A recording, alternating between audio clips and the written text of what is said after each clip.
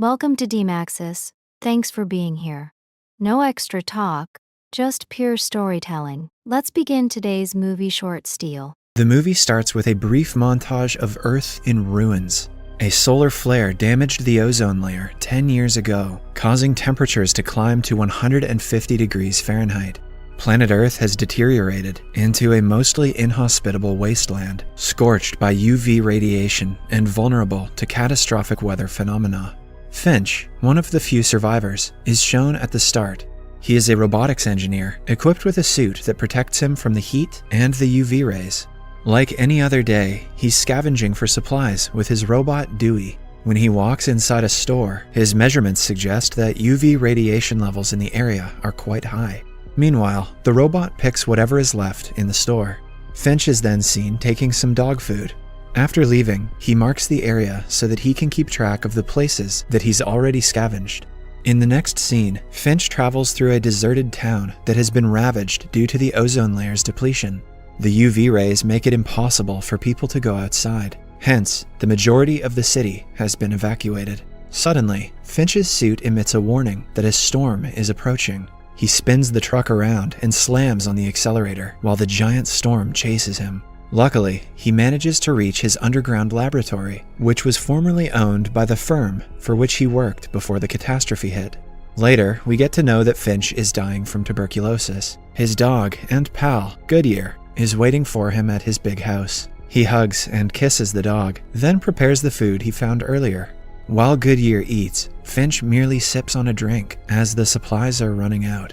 Later, with the help of an AI, Finch uploads basic instructions on his new project, like how to care for a dog, how to do household chores, and so on. Since Finch loves Goodyear more than anything, he is working on creating a highly specialized robot to care for him after his death. This is sad, but it's also the first movie ever made where it's not the dog who's going to die. Finch has been conducting a lot of studies on UV rays and radiation exposure. Later, he removes Dewey's eyes and attaches them to his new robot. After turning the robot on, he starts transmitting data to it. After a lot of failed attempts to communicate, the robot finally nods its head, symbolizing that he is understanding what Finch is trying to convey. Finch is overjoyed by the reaction from the robot and the fact that he's made it one step further.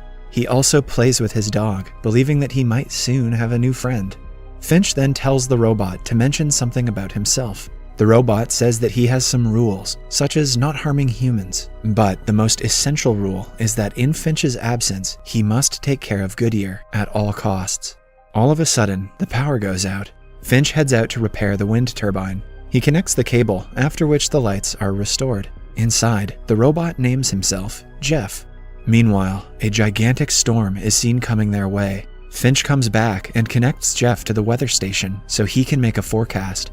Jeff says that 4 different storms will approach them in the next 24 hours, and they will not be able to avoid them. He also forecasts that it will last roughly 40 days.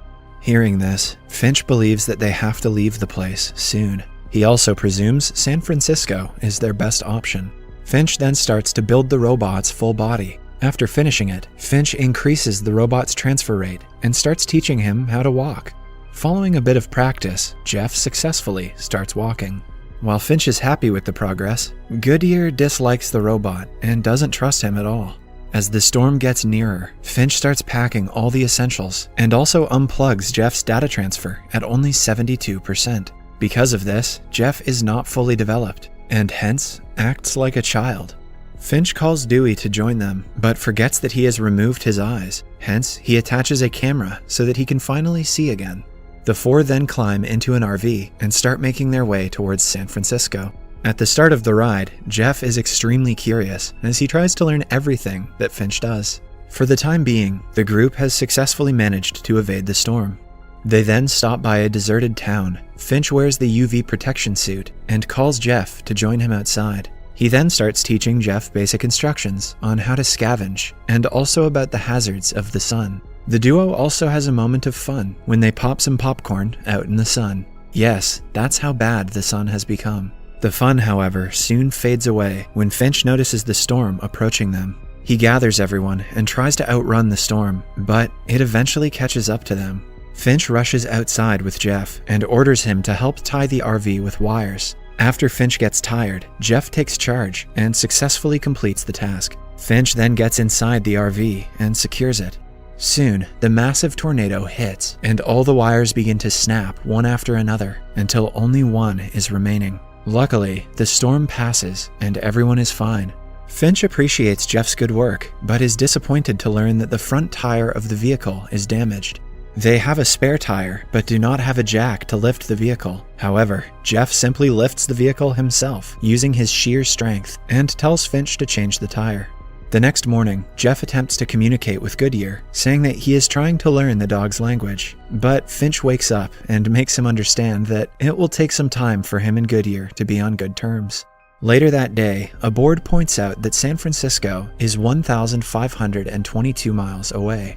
Finch is stumped when Jeff asks him to explain the notion of trust, so he just shares his own life story. He mentions how he alone solved a software problem during a project, but gave credit to the whole team. In this way, he was able to win their trust.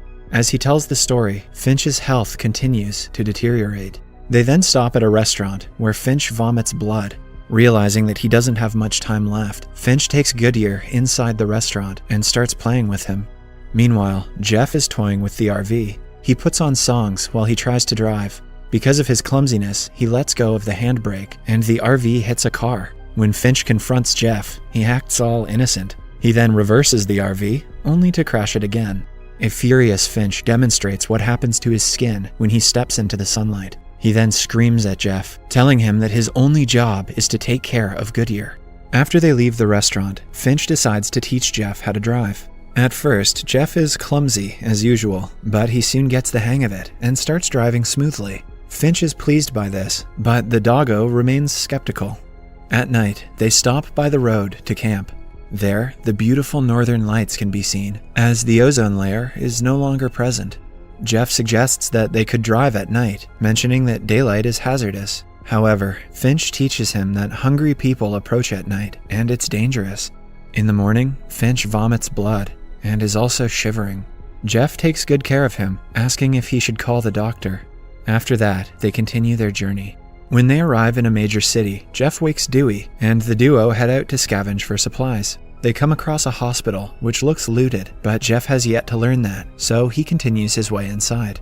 When Finch wakes up, he discovers that both the robots are missing. He knows that trouble lies ahead, so despite being extremely weak, he suits up and sets off to find Jeff and Dewey. Someone is watching him from the shadows. Upstairs, Jeff is delighted to find food, medicine, and even a fancy jacket for himself. Meanwhile, Dewey finds some snacks, but fails to notice a bear trap near it. As he reaches for the snacks, the bear trap rips him apart. After a distraught Finch finds him, he apologizes and turns off his power. Dewey wasn't the favorite anyway. Soon, Finch hears a rumbling sound and finds Jeff as well. Finch stresses that they cannot stay in the place any longer, as it is not safe for them. Both of them then make a run for it, but Finch is barely managing to stay on his feet. When they reach their RV, they immediately speed away, but a vehicle starts following them. After traveling a distance, Finch hands over the steering to Jeff, telling him not to make any mistakes from now on. He also notices the car still following them. They turn off the headlights, as Jeff is able to see in the dark. While the mystery car still pursues them, Finch suggests Jeff to step on the accelerator and speed up. As they are driving into a storm, Finch grabs the wheel and steers it off the road. He intends to use the underpass instead. Despite Jeff trying his best to explain that the height of the RV is higher than the underpass, Finch does not listen, and eventually it crashes and the RV's solar panels are destroyed. After the crash, Jeff uses his strength to push the RV inside. The car that was following them approaches. However, it stops for a moment and then drives away. Once he's confident that the people have gone, Finch rushes outside and discovers that all of their solar panels have been damaged. He blames himself for his poor judgment and also mentions that he cannot repair it. Jeff assures him that he can take them to San Francisco, but Finch snaps at him to stop talking. A furious Finch then returns to the vehicle while Jeff stands outside in the rain. After a little snooping, Jeff comes inside and tells Finch that he thinks they'll make it to the Golden Gate Bridge in San Francisco. Meanwhile, Finch shares another story and relates why he doesn't trust people, and how he discovered Goodyear in a bag.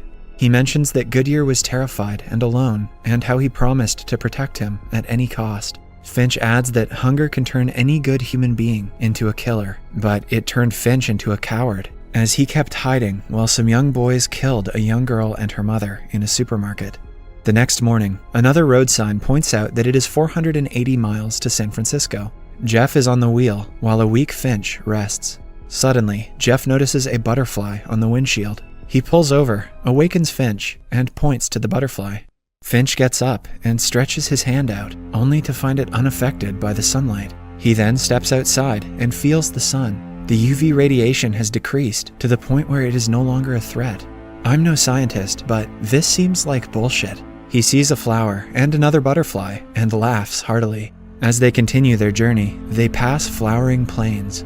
Later, Finch gets dressed and they decide to have a picnic in the sun, something he hasn't done in over a decade.